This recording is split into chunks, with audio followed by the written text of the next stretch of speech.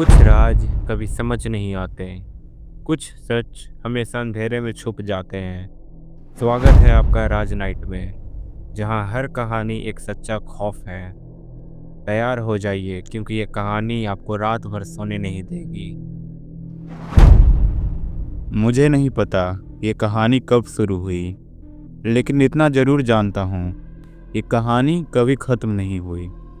2003 गर्मियों की बात है। मैं 10वीं क्लास में पढ़ता था। हर शाम अंग्रेजी ट्यूशन जाता था। उस रात मेरे ट्यूशन टीचर इंग्लिश के कुछ पोयम पढ़ा रहे थे। उनकी आवाज़ बहुत ज़्यादा इम्प्रेसिव थी। कुछ आवाज़ होती है ना कि बहुत ज़्यादा पसंद आ जाए, तो उनकी आवाज़ कुछ उसी तरीके की थी। एक अजीब खिंचाव, जैसे कोई अदृश्य शक्ति सुन रही हो। अचानक कविता की बातचीत भूत प्रेत और चुड़ैल की तरफ मुड़ गई। मैं मजाक में पूछा सर से, सर आपने कभी भूत को अनुभव किया है?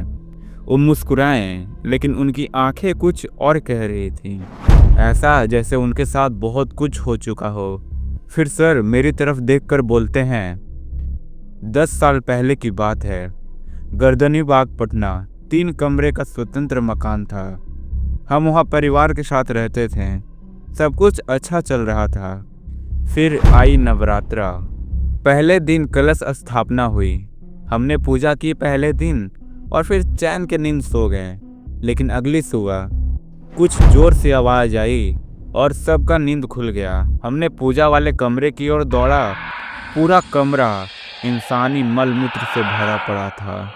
गंध ऐसी जैसे कुछ सड़ चुका हो। दीवार पर कुछ काले बाल चिपके थे। जमीन पर कुछ ऐसे निशान जैसे कोई उल्टे पांव चल कर गया हो। फिर सर बोलते हैं कि हर दिन कमरे को साफ किया जाता, हर रात पूजा होती और हर अगली सुबह फिर वही गंदगी। 9 दिन तक ऐसे ही चलता रहा। फिर एक तांत्रिक आता है और फिर बोलता है, तुमने जिसे बुलाया है वो अब यहाँ से कहीं नहीं जाएगा।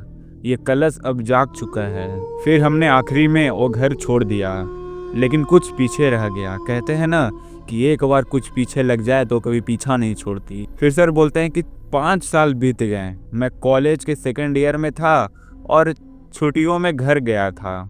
हमारी बिल्डिंग में एक नया लड़का आया था। नाम था उसका आयुष। कुछ दिन बाद वो 3 दिन तक गायब रहा। वापस आने पर उसका चेहरा जैसे किसी मौत को देखकर आया हो। हमने पूछा क्या हुआ? काफ़ी चुप रहने के बाद बोला, मेरी बहन ने नया घर लिया है। नवरात्रा के कलश स्थापना की थी। हर सुबह कमरे में वो चीज़, मलमूत्र, गंदगी और वो काले बाल। ये सब सुनकर मैंने सीधा पूछा, कहीं वो घर गर्दनी बाग में तो नहीं? वो हक्का बक्का रह गया आयुष और बोला कि आपको कैसे पता? फिर मैंने बताया कि मेरे साथ भी ऐसा कुछ हो चुका है पहले, आज से 5 साल पहले। उस रात मुझे सपना आया, वही पुराना कमरा, एक औरत सफ़ेद साड़ी में, लंबे बिखरे बाल। वो मेरे सामने आकर कहती है, तूने मुझे फिर से जगा दिया। मैं चीख कर उठा। मेरे स्टडी टेबल पर कलश रखा था और मुझे याद नहीं कि मैं ये कब रखा था। ये सब चीज़ हो जाने के बाद मैं बहुत ज़्यादा डरा हुआ रहता था। कुछ महीने बाद माँ ने मेरे पुराने एल्बम निकाले। एक फ़ोटो में मैं उस गर्दनी बाग वाले घर के सामने खड़ा था, लेकिन हम तो कभी उस घर के पर गए नहीं थे। फिर माँ ने मुझे बताया कि तुम गए थे, शायद तुम्हें याद नहीं। फिर मैं ये सुनकर पुरानी चीज़ों को जोड़ने लगा और मुझे याद आया कि एक बार कोई चीज़ पीछे पड़ जाए तो कभी पीछा नहीं छोड़ती।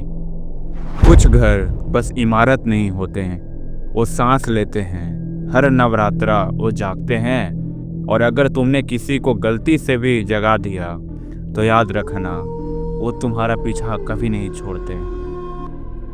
अगर आपको भी ऐसी कहानियाँ पसंद हैं तो आप राज नाइट को सब्सक्राइब कर सकते हैं और लाइक करें, शेयर करना मत भूलिएगा।